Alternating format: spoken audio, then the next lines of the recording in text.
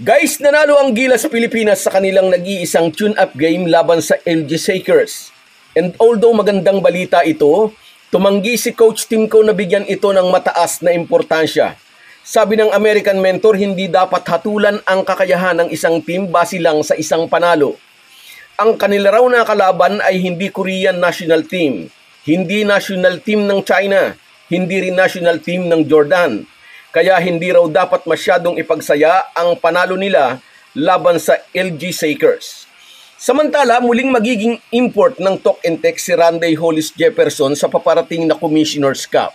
Matapos manalo ng championship at tanghalin pang Governor's Cup Best Import, inalok pala si RHJ na maging naturalized player para sa Gilas.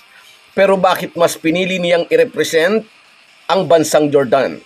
Yan at maraming iba pa ang ating pag-uusapan, kaya panoorin nyo ang bidyong ito hanggang dulo. Pero bago ang lahat, kung gusto nyong suportahan ang ating channel, please like and subscribe. Malaking bagay na po yan sa aming mga vlogger. Sa mga nag-subscribe na, maraming salamat. At sa mga hindi pa, salamat sa pagdalaw ninyo dito sa ating channel. Nagpamalas ng magandang simula ang Gilas Pilipinas nang manalo sila sa kanilang kaisa-isang tune-up game laban sa LG Shakers. Malaking bagay ito para sa mga fans ng Gilas na tila sumusuray pa rin dahil sa kabiguan natin sa FIBA World Cup. Nagbibigay ng bagong pag-asa ang panalong ito ng mga bataan ni Coach Timko. Ngunit ayaw magpakasaya ng bagong Gilas coach. Although welcome news na nagwagi nga ang Gilas, sinabi ni Coach Timko na hindi raw natin dapat i-judge ang isang team base lang sa isang panalo, lalo na at tune-up game lang ito. Kahit daw maganda ang nilaro ng isang team o pangit ang performance, hindi raw pwedeng gawing sukatan ang isang game.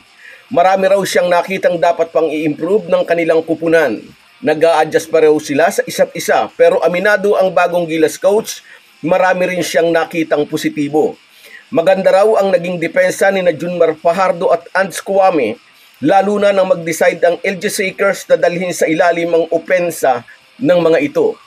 Gaya ng inaasahan, si Justin Brownlee ang nanguna sa opensa ng Gilas Pilipinas.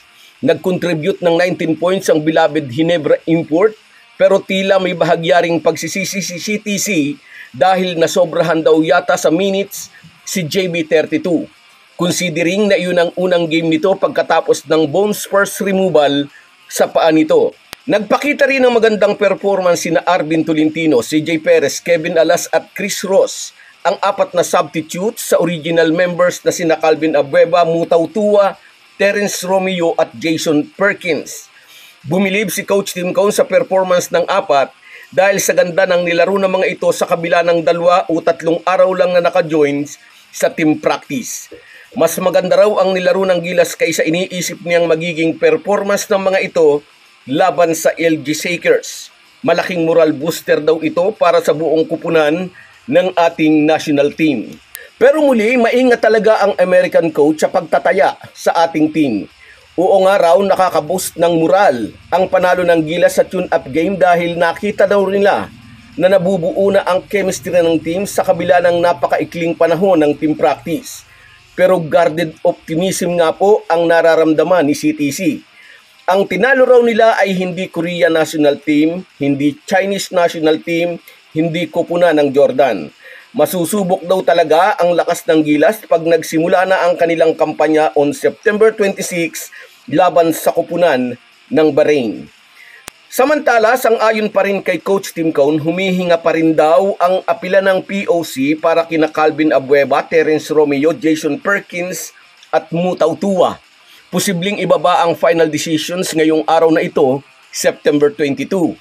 Postpone muna ang pag-alis ng Gilas ngayong araw na ito. Sa halip, bukas na lang nila itutuloy ang biyahe patungong Hangzhou, China. Samantala, magkasama sa Group C ang Gilas Pilipinas at ang Jordan, kupunan ni Randy Hollis Jefferson bilang naturalized player ng naturang bansa. Kaya maaga ring magkakasagupa sina Justin Brownlee at Randy Jefferson. Maagang rematch ng pagharap nila sa Governor's Cup Finals. Although magkakalaban din sa nalalapit na PBA Season 48, dito muna sa Asian Games mangyayari ang muli nilang sagupaan. Inaasahan na isa ang kupunan ng Jordan sa malalakas na team dito sa Asian Games.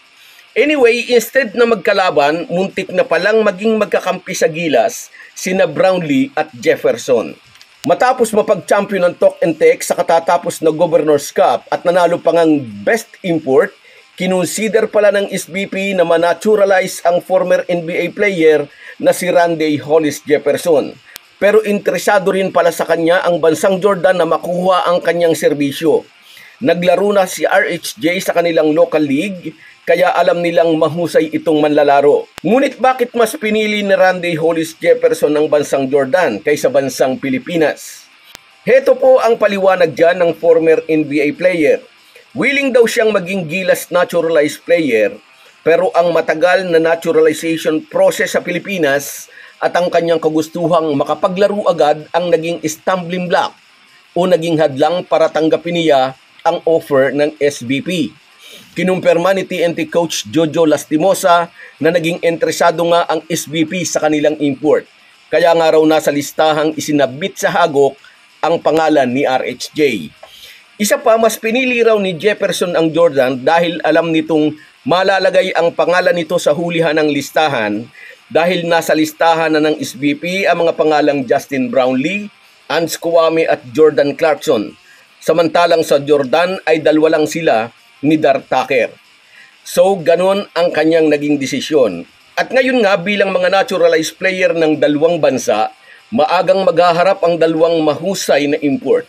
Magsisilbing maagang rematch ni na Justin Brownlee at Randy Hollis Jefferson ang sagupaan nilang ito sa Asian Games. So guys, yan lang muna.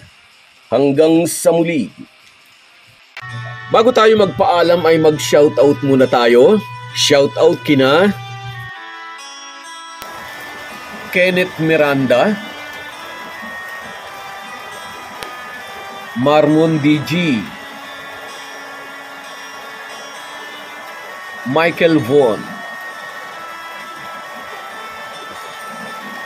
Louis Jan Peter Calzado,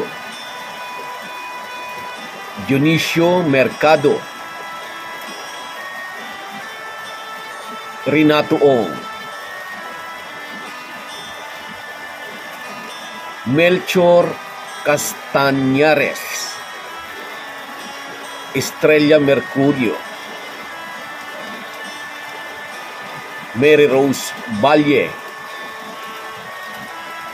at si Edwin Gardon.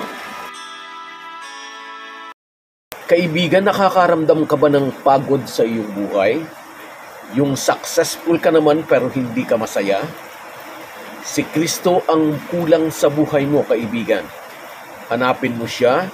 Kay Kristo mo matatagpuan ang kapanatagan ng iyong puso at isip.